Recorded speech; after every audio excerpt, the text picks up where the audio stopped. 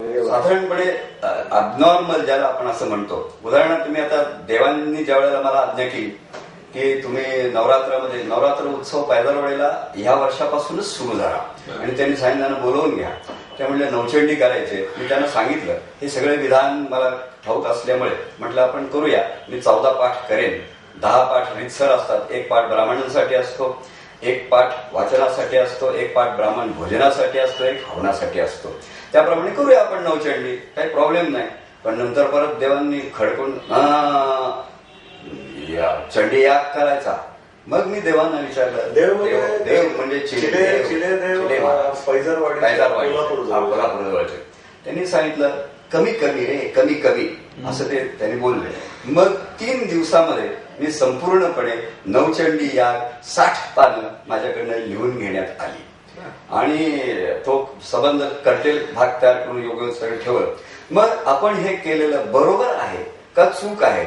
उद्या वैदिक ब्राह्मण वेद जाणणारी माणसं आक्षेप घेतील की हे तुम्ही काय केलं, कसं काय करताय. लगेच मी पैजारवाडीला जाण्यापूर्वी पुण्यात येऊन जीवनाडीवरती गेलो. अत्रि ऋषींना विचारले, तेव्हाही साक्षी ठेवले. प्रत्येक गोष्ट मी साक्षी ठेवलेली आहे आणि विचारलं मी हे असं असं केलं आहे, तेव्हा हे बरोबर आहे चूक आहे याप्रमाणे करावं का? कारण हा अधिक्षेप होईल असं लहान करणं. आणि ज्यावेळेला पट्टी काढली तेव्हा त्या पट्टीवरती आलं अनुसया माता आणि ते पवार म्हणले हे गुरु आहेत आणि त्यांनी हे जे केलेलं आहे हे फार मोठ्या परिश्रमपूर्वक केलेलं आहे. याला आमचे परिपूर्ण आशीर्वाद आहे आणि याप्रमाणे तुम्ही जाऊन असाच यज्ञ याग तिथे करा. देव आनंदित होतील आणि पुढे तुम्हाला आणखी शिकामोर्तब झालं. त्यामुळे मला काही वाटलं नाही, कुणी काही येणार ब्राह्मण. तिथं असा अनुभव पुढे आला की त्याच ठिकाणी कोल्हापुरातनं उत्तम जाणकार ब्राह्मण आलेले होते, ते आणि त्यांची पत्नी. आणि हे झाल्यानंतर त्यांनी मला सांगितलं तुम्ही प्रत्येक गोष्ट इतकी समजावून सांगितली का आणि कशासाठी, हे मी का करतो कशासाठी करतो इतर लोक सांगतच नाही. साधारण 3.5-4 तास मला लागले आणि त्याच्यानंतर दुपारी ते दोघेही नवराबायक मला भेटायला आले. मला म्हणले तुम्ही माझ्याकडे येऊन कोल्हापुरात चंडी याग कराल का, नवचंडी. मी म्हटलं का करायचं तुमच्याकडे, कशासाठी? त्यांनी त्यांच्या अडचणी सांगायला सुरुवात केल्या भरपूर रीतीनं. म्हटलं बरं मग ते म्हणले आणि आम्हाला सांगण्यात आलं की तुम्ही चंडी याग करा, नवचंडी याग. त्याप्रमाणे आम्ही केला आहे म्हणले. बरं म्हणलं मग केला तर कसा झाला, काय केला? त्यांनी सगळं सांगितलं. साधारणपणे त्या यागाला 30,000 रुपये खर्च येतो तो त्यांनी केला आणि ते म्हणले तुम्ही येऊन हे करा. म्हटलं त्याने एक गोष्ट सांगितली की टेंबे स्वामींच्याकडे एक गृहस्थ गेले आणि त्यांना ज्या वेळेला अडचणी होत्या त्यांनी स्वामींनी विचारलं असं. स्वामींनी सांगितलं की तुम्ही विष्णू सहस्त्रनामाचे 1000 पाठ करा. त्यावेळेला त्यांनी एका पाठाला 1 रुपया देऊन 1000 पाठ करून घेतले. त्यांचं काम झालं नाही. परत ते गेले स्वामींकडे. ते स्वामींनी म्हणले काय झालं, कशासाठी आलं, काय झालं? म्हणजे असं झालं म्हणले. ते थोडे क्षणभर थांबले आणि आम्हाला असा माझा अगदी अनुभवाने सांगतो एका क्षणात आम्हाला ते कळतं, उत्तर येतं, सगळं काय होतं. काही फार करावं लागत नाही, तेवढी तुमची तयारी आणि हे द्यावं लागतं. त्याबरोबर स्वामींनी सांगितलं जे पाठ बरोबर झाली नाही त्यावेळेला मी 1 रुपया एका पाठाला दिलेला. माझी चूक काय त्याच्यामुळे? म्हटलं चूक तुझी नाहीये, तुझ्या कर्माची चूक आहे. ते जायचंच होतं धन. मग म्हटलं आता काय करू, पुन्हा पाठ कर. म्हटलं गुरुजी हे सगळे तुमचे गेले आहेत पण आता तुम्ही नाडीवर जा आणि नाडीला प्रश्न करा आणि जर परत हे चंडी याग करू का असं त्यांना विचारा आणि माझं नाव घेऊन विचारा यांच्याकडनं करून घेऊ का. जर त्यांनी होकार दिला मग मला तुम्ही कळवा. त्यांना मी पुण्याचा पक्का देवा आणि हे करा.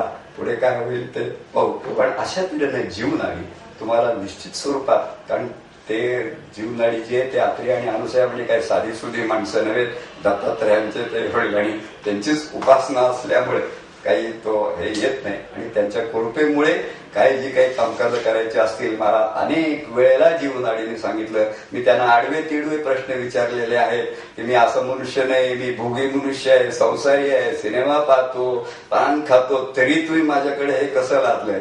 स्पष्ट शब्दात उत्तर आलेलं आहे तुमचा हात ईश्वराने धरलेला आहे आणि तुमच्याकडनं कामकाज करून घ्यायची आहेत, त्यामुळे तुम्हाला करावंच लागेल. असा उल्लेख आल्यानंतर मी पूर्णपणे निवांत झालो आणि त्यानुसार पाठवतो आणि या सगळ्या वागी करून घेतो. असं घडू शकतं कारण असं कलियुग आहे, बऱ्याच माणसांना सोडवायचं आहे याची मला जाणीव झालेली आहे आणि ते होईल. त्याच्याकडे जे संपर्कात येतील मग ते कोणी का असेना कुठल्याही अनेक महाराजांना सुद्धा माझ्याकडनं त्यांना देखील त्यांचं ते फाडण्यात आलेले आहे. त्यामुळे काही न सांगतो की मला कुठे निघू नका, कुठेतरी काहीतरी होईल, तो बिचारा महाराज समोर आणि काहीतरी तो पडतो, असं योग्य होत नाही, आपल्यामध्ये आहे म्हणून सांगतो.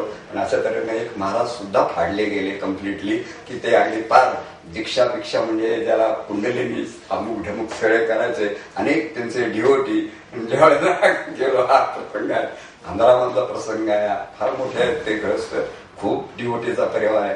आणि ज्या वेळेला फाडले गेले त्यावेळेला ते सरळ सरेंडर झाले, पोट झाले. म्हटलं असं काही करू नका, आपल्याला योग्य होत नाही, तुम्ही इतरांच्या जागा ते मला ते की भाग होतो. म्हणून मग मी ठरवलं उगाच कुठला महाराज अनुग्रह काय त्यांचा अपमान झाला हा वाटतं होत, पण त्यांना त्याची जाणीव असल्या कारणामुळे मग ते त्याचा तसा घेत नाही.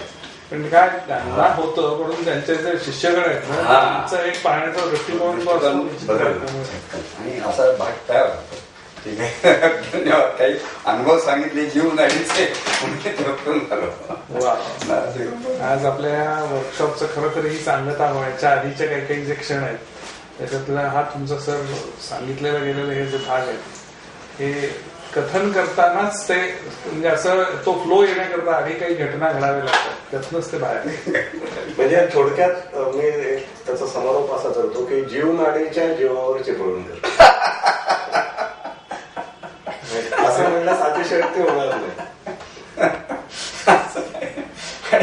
आणि त्याच्या पुढे सांगतो की मी मगाशी त्या मुलीला बिचारीला सांगितलं की तुम्ही ज्योतिष आहात, तुमच्याकडे सगळी पुस्तकं दिली, तुम्ही एखादं सायन्स, तुमच्याकडे सायन्स शास्त्राची पुस्तक लिहिली, तुम्ही पूर्ण अभ्यास केला त्याचा, एखादा पेपर लिहिला, तुम्ही छान 90% पेपर लिहिला, प्रॅक्टिकल काहीच नाही. मग त्या मुलीलाच मी विचारलं की तुला एवढे सगळं दिलंय, तू ज्योतिष करते, मग तुझं बोलणं खरं होत नाही, तुझं बोलणं स्पष्ट होत नाही, असं का? ज्योतिष तुझं सगळं आहे, तुझे वाडवडील पण करत होते, तुझी आई पण करत होते.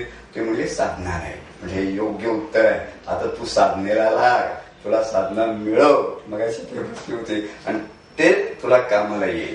म्हणून ज्योतिषी जो आहे त्यांनी साधना केलीच पाहिजे, तरच तो जे काही बोलेल ना त्याच्या मागे त्याला शक्ती प्रदान होईल. अन्यथा ते फक्त सगळे घर बेर काय हवं ते करतील, परंतु एक प्रश्न एखादा होईल का, होणार नाही. कालची गोष्ट यांना माहिती सांगितली, फोन आला होता नगरमध्ये, यांचेच वडील, त्यांचा फोन आला मला सकाळी, अशा असे त्यांचे मित्र, यांचे म्हणजे कुलकर्णींचे वडील की मृत्यूशयेवरती आहे. आणि माझा असा विचार आहे, मला असं सारखं वाटतंय की त्यांच्यासाठी मृत्युंजय मंत्र जो आहे त्याचा हवन करावं, परंतु ते करण्यापूर्वी तुम्हाला विचारावं म्हणून तुम्हाला फोन केला. मला उत्तर म्हणलं, मला उत्तर द्यायला अजिबात वेळ लागत नाही. त्यांना तात्काळ सांगितलं की तुम्ही ते करू नका आणि त्यांना जायचं आहे आज, त्यांना अत्यंत सुखानं जाऊ द्या, त्यांचं व्यवस्थिशीर वय आहे जाण्याचं, तुम्ही मित्र आहात त्यांचे, म्हणून म्हणजे माझ्याकडे तीर्थ आहे दिलं तर चालेल का? म्हणजे तीर्थ खुशाल द्या, म्हटलं नामस्मरण करा, पण त्यांना जाऊ द्या. दुपारी त्यांचा फोन आला, 2:30 वाजता ते कोणाला रोखू नये.